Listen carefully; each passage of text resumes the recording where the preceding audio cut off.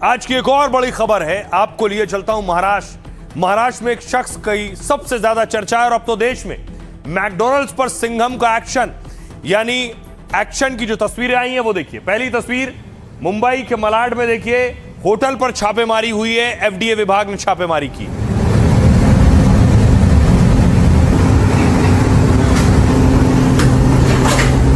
इतना गंदा क्यों है स्टोरेज आपका?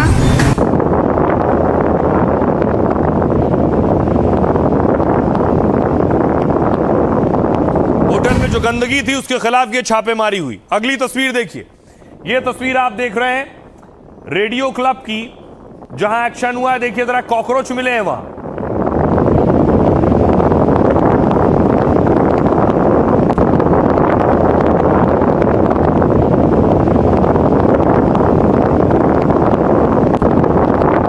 अब आपको कोलाबा लिए चलता हूं। कोलाबा की तस्वीर देखिए। कोलाबा में बताया गया कि मैकडॉनल्ड्स पर रेड हुई एफडीए की,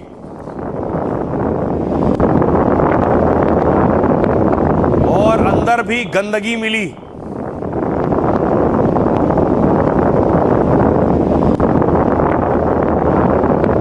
तो आइए आपको बताऊं कि इस बार तुकाराम का डंडा कहां कहां चला, किन किन होटल रेस्टोरेंट पर चला है। मुंबई के कोलाबा वाले मैकडॉनल्ड्स स्टोर पर एक्शन हुआ। एफडीए ने इस मैकडॉनल्ड्स स्टोर का लाइसेंस सस्पेंड कर दिया है, क्योंकि यह स्टोर 20 में से 18 सेफ्टी पॉइंट्स में फेल हो गया। दावा है यहां बिना बताए एनालॉग चीज का इस्तेमाल हो रहा था। इस स्टोर में कॉकरोच मिले और गंदे जूते पहनने का भी आरोप है। सफाई वाले गंदे कपड़ों को छूने के बाद बिना हाथ धोए काम हो रहा था। इसके अलावा बॉम्बे प्रेसिडेंसी रेडियो क्लब, 98 साल पुराने ऐतिहासिक क्लब का लाइसेंस सस्पेंड कर दिया गया। एफडीए कमिश्नर तुकाराम मुड़े ने निरीक्षण के बाद यह कार्रवाई की है, क्योंकि यहां सेफ्टी और सफाई के नियमों का उल्लंघन हुआ है। किचन एरिया में मक्खियां, मरा हुआ कॉकरोच मिला है। खार जिमखाना, एफडीए ने इसका फूड रजिस्ट्रेशन सर्टिफिकेट सस्पेंड कर दिया है। आरोप है कि यहां सफाई नहीं थी और नियम तोड़े जा रहे थे। फ्रोजन फूड को गलत तरीके से पिघलाने का भी आरोप है। साथ ही दावा है कि जिम खाना में भंडारण की व्यवस्था खराब थी। नोवारा रेस्टोरेंट, तुकाराम के एफडीए ने इस रेस्टोरेंट का लाइसेंस सस्पेंड कर दिया है। 13 अगस्त को रेस्टोरेंट में सुधार के लिए चेतावनी दी गई थी, लेकिन 25 गंभीर कमियों में से 14 में ठीक से सुधार नहीं हुआ। एक और रेस्टोरेंट है स्टेटस, इस रेस्टोरेंट का लाइसेंस भी एफडीए ने सस्पेंड कर दिया है। कर्मचारी साफ बर्तनों के ऊपर चेहरा धोते हुए दिखे और बिना सुरक्षा उपकरणों के काम करते हुए भी मिले हैं, जिसके बाद यह कार्रवाई हुई है। हमारी सहयोगी सुजाता की रिपोर्ट देखिए मुंबई से। हम रेडियो क्लब के बाहर मौजूद हैं और आपको बता दें कि एफडीए के अधिकारियों द्वारा यहां पर इंस्पेक्शन की गई और इंस्पेक्शन में ऐसे कई मानक जिन पर इन्हें खरा उतरना था उन पर ये खरे नहीं उतरे, और जिसके चलते स्वच्छता मानकों को कड़ाई से पालन ना करने के लिए इनके फूड बिजनेस लाइसेंस को सस्पेंड कर दिया गया। और आइए आपको बताऊं कि तुकाराम एक्शन ले रहे हैं, लेकिन एक्शन तभी अधिकारी ले सकता है जब शासन का उस पर हाथ भी हो और यह भी हो कि आप ठीक कर रहे हो। तो यही है, देवेंद्र फडणवीस देखिए कह रहे हैं फ्री हैंड दे दिया है तुकाराम को। एफडीए की कार्रवाई को फुल सपोर्ट करते हुए उन्होंने कहा एफडीए की कार्रवाई बहुत अच्छी तरह से चल रही है। अगर किसी भी तरह के खाने में मिलावट होती है या फूड सेफ्टी नियमों का उल्लंघन होता है तो लोगों की जान और सेहत को गंभीर खतरा होता है। इसलिए इस तरह की सख्त कार्रवाई बेहद जरूरी है। सीएम ने ऐलान किया यह एक्शन जारी रहेगा। डिप्टी सीएम एकनाथ शिंदे, तुकाराम मुड़े को शिंदे ने भी पूरा समर्थन दिया है। शिंदे ने एफडीए की लीगल टीम को मजबूत करने को कहा है, ताकि मिलावट करने वाले कोर्ट से भी छूट नहीं पाए। हालांकि खाद्य तेल व्यापारी महासंघ ने विरोध किया है, कहा है कि सिगरेट शराब बिक रही है तो खुले तेल क्यों नहीं बिक रहे आखिर। अब आपको बताऊं, तुकाराम ने अब तक जो एक्शन लिया है उस पर पूरे देश में चर्चा हो रही है। इस वक्त वो बड़े सेलिब्रिटी बन चुके हैं। पहली बार एफडीए के किसी अधिकारी को आपने सुना होगा जो देश में सेलिब्रिटी बन गया, और वो बने अपने एक्शन की वजह से। ताबड़तोड़ छापेमारी और बरामदगी। तुकाराम 26 मई को महाराष्ट्र के एफडीए कमिश्नर बने। 2 महीने में होटल रेस्टोरेंट में 1100 से ज्यादा छापेमारी कर दी। मुंबई, पुणे, नागपुर और नासिक जैसे शहरों में कार्रवाई की है। उनकी अगुवाई में एफडीए ने 3000 से ज्यादा जगह जांच की और करीब 50 करोड़ का मिलावटी सामान और स्टॉक जब्त किया है और 3 महीने के अंदर 165 लाइसेंस सस्पेंड कर दिए। नामी होटल और क्लब पर शिकंजा।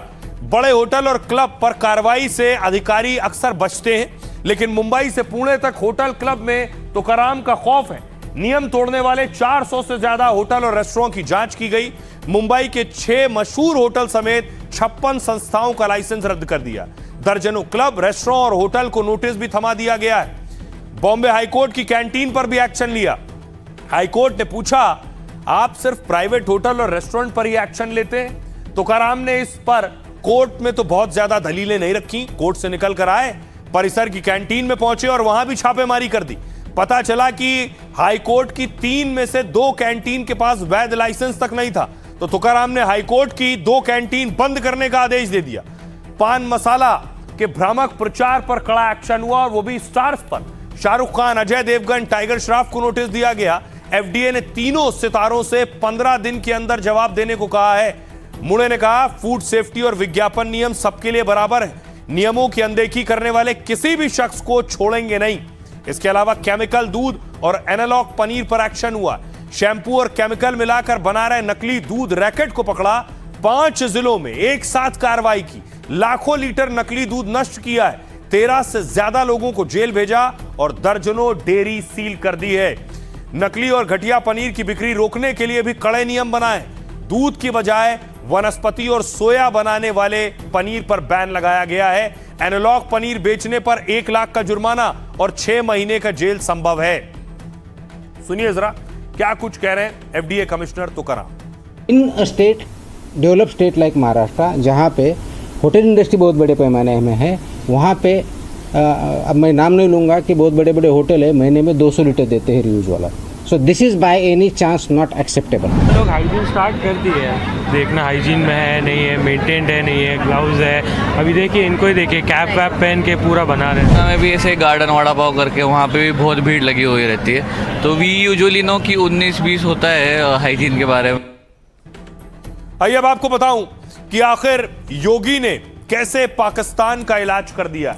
योगी ने पाक डॉन का इलाज कर दिया। कौन है पाक डॉन? यह है शहजाद भट्टी, जिसे आप देख रहे हैं। शहजाद भट्टी कौन है आपको बताऊंगा, लेकिन उससे पहले देखिए जरा, बहुत सी गिरफ्तारियां हुई हैं। ये सब शहजाद भट्टी के गुर्गे थे जिनको अरेस्ट किया गया है।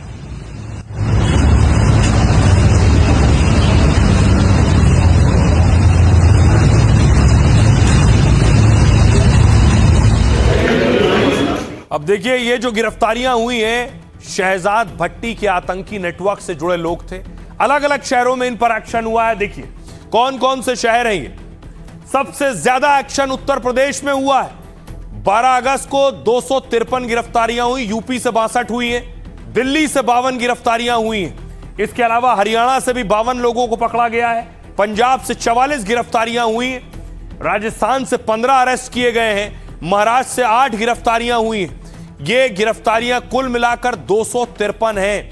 अब बड़ी बात यह है कि शहजाद भट्टी का टारगेट भारत के युवा क्यों है और किस तरह से मोस्ट वांटेड शहजाद भट्टी युवाओं को भटकाता है और अपने गैंग में शामिल करता है। देखिए जरा। और इसे पाकिस्तान का दाऊद भी कहते हैं। जिस तरह दाऊद इब्राहिम पैसों का लालच देकर युवाओं को फंसाता था, कमजोर गरीब युवाओं का ब्रेन वॉश कर उन्हें आतंकी बनाता था, उसी मॉड्यूल का इस्तेमाल अब पाकिस्तानी डॉन शहजाद भट्टी कर रहा है। दाऊद पाकिस्तान में बैठकर भारत में हवाला तस्करी का नेटवर्क चलाता है।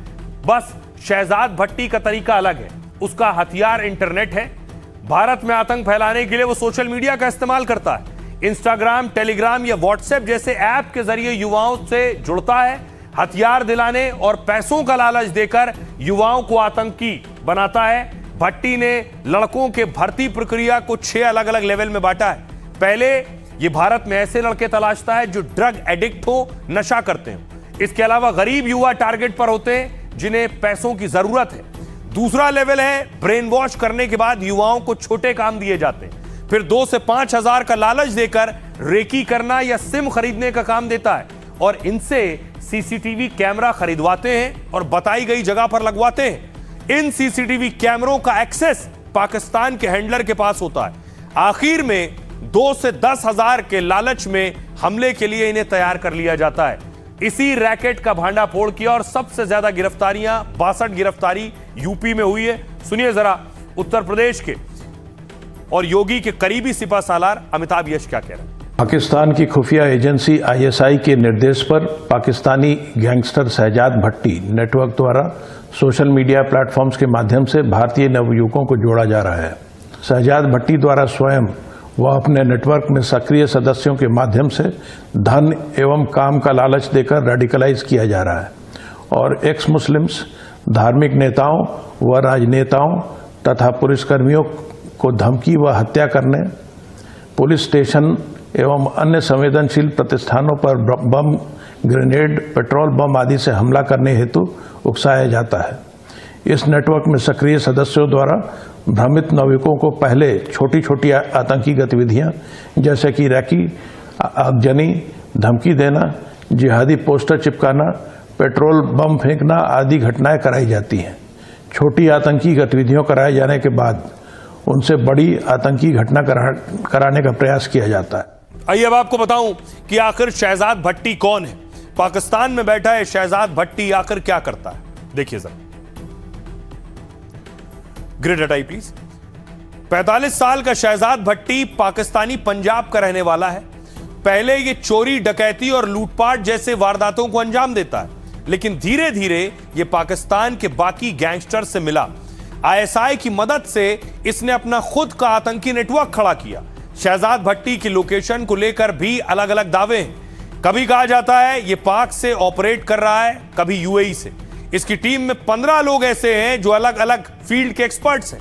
इनमें से कोई सोशल मीडिया एक्सपर्ट, कोई हथियार सप्लायर है, कोई नए लड़कों की भर्ती करता है, कोई ब्रेन वॉश करने में एक्सपर्ट है। शहजाद भट्टी गैंग भारत में आतंकी हमले कर दहशत फैलाना चाहता है। इससे पहले शहजाद के गुर्गों ने देश में 3 हमलों को अंजाम दिया है। 16 मार्च 2025 को पंजाब के जालंधर में ग्रेनेड हमला। शहजाद भट्टी के कहने पर इन्फ्लुएंसर के घर पर ग्रेनेड फेंके गए और पिछले साल सिरसा के महिला पुलिस थाने पर ग्रेनेड अटैक हुआ। जनवरी 2026 में अंबाला के पुलिस स्टेशन परिसर में धमाका हुआ। लेकिन अब देश में शहजाद भट्टी का नेटवर्क खत्म करने का दावा है। 14 राज्यों से शहजाद के 250 से ज्यादा गुर्गे गिरफ्तार किए जा चुके हैं। गृह मंत्री अमित शाह ने भी शहजाद का नेटवर्क खत्म करने का दावा किया है। तो पाकिस्तान की जो साजिश थी, जो कोशिश थी, उसे भारतीय एजेंसियों ने खत्म कर दिया है और नाकाम कर दिया है। आइए बारी है लाइफ का फंडा की। चिंता यानी टेंशन ऐसी बीमारी है जो इंसान को अंदर ही अंदर खोखला कर देती है। चिंता बढ़ती है तो कोई दवा काम नहीं करती, शरीर और रिश्ते सब बिगड़ने लगते हैं। करीब 500 साल पहले ही संत कबीर दास ने चिंता से बचने का जो अहम फंडा दिया था, तो आज भी उतना ही कारगर है। कबीर दास जी ने कहा, चिंता से चतुराई घटे, दुख से घटे शरीर, लोभ से लक्ष्मी घटे, कह गए दास कबीर। मतलब जरूरत से ज्यादा चिंता या फिक्र करने से सोचने समझने की शक्ति और बुद्धि कम हो जाती है। ऐसे हालात में हम सही फैसले नहीं ले पाते। हर समय दुखी और परेशान रहने से हमारा शरीर कमजोर और बीमार हो जाता है और हमारा कीमती समय, ऊर्जा और पैसा उसी में लग जाता है। जो लोग बहुत ज्यादा लालच करते हैं और गलत तरीके से धन दौलत जमा करते हैं, वो हमेशा बेचैन और असंतुष्ट रहते हैं। लालच और पाप के चक्कर में वो अपनों का भरोसा और इज्जत भी गवा बैठते हैं। इसलिए कबीर दास जी ने चिंता, दुख और लालच से बचने की सलाह दी है और लाइफ का अहम फंडा दिया। पद, कद और पैसों का मोह चिंता और दुख की जड़ है। जो मन को शांत रखता है और ईमानदारी से अपने काम में जुटा रहता है, वो बेवजह की चिंता और लालच से दूर रहता है।